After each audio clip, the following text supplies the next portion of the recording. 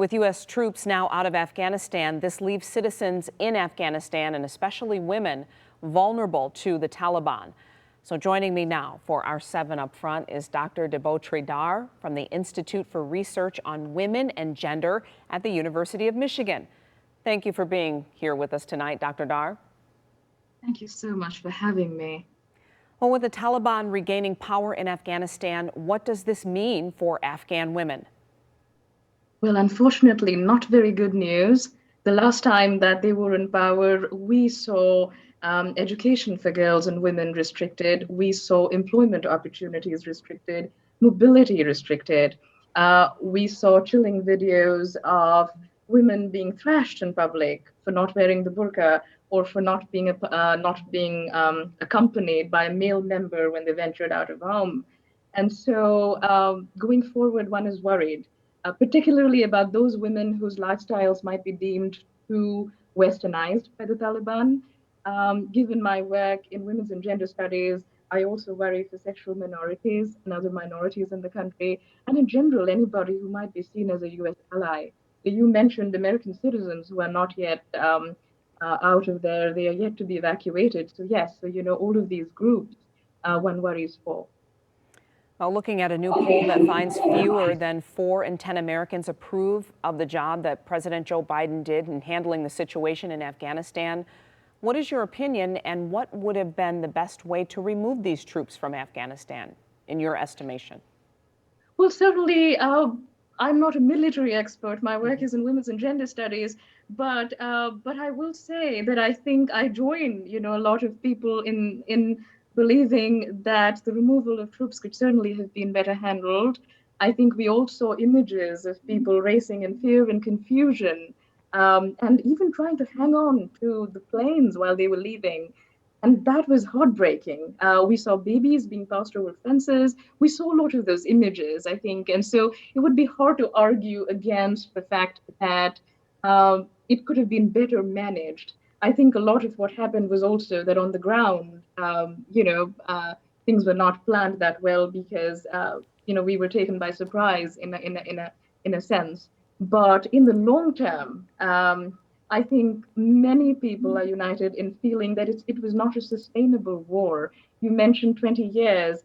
20 years, $2 trillion of American taxpayer money that has gone into this, into this war. There's been death, there's been carnage. Afghanistan is a very poor nation. It was always, I've mentioned this in another interview, that it already had the highest maternal and infant mortality rates.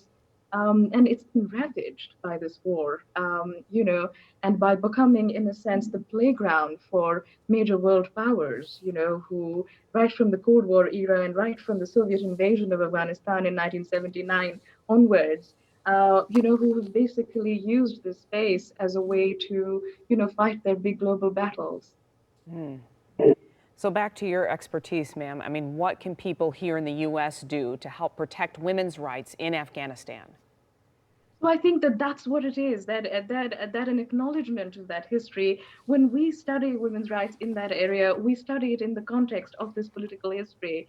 We study both, the impact of these extremist religious groups and their very strict interpretations of Islamic law and how women suffer under that. But we also study about how they have suffered under conditions of war and militarization. It's hard to argue that. The right to, wear a bikini, if you will, means more than not having bombs dropping overhead.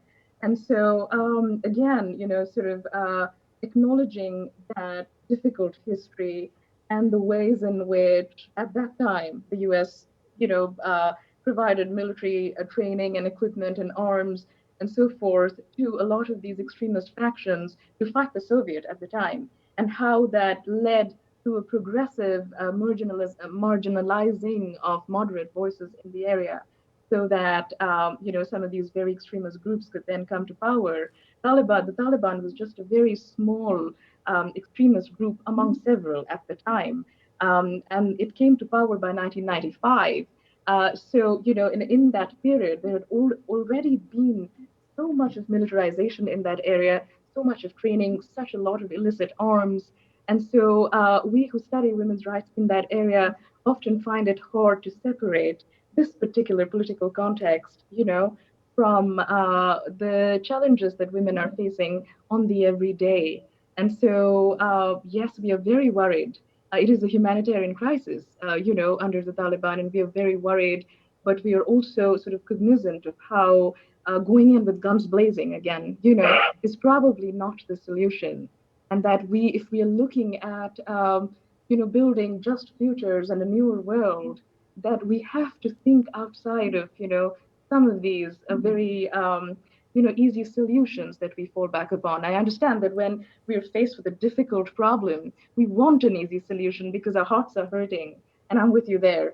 But sometimes, these are issues that are complex, and maybe the solution isn't to again send back huge armies for the next 20 years. And maybe we kind of need to work together as a global community to come up with solutions that are more sustainable for women and others in the area.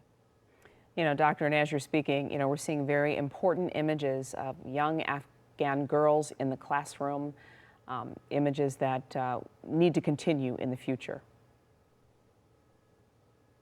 Yes, yes. All right, we thank you so much for joining us, Dr. Dar.